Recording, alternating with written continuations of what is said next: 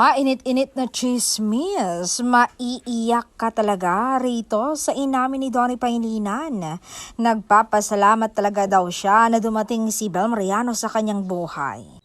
Mangiyak-ngiyak niyang sabi, nagpapasalamat ako kay God kasi binigay niya sa akin si Bel.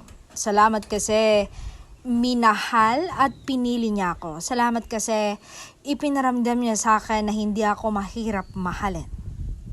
Thank you, Tink, for staying and choosing me every day.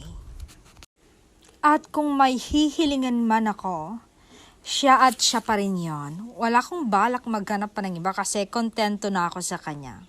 She may not be a perfect partner, pero para sa akin, perfect siya para sa akin. And from the day to day until my last breath, Tink, I promise to love you and treat you like what you deserve.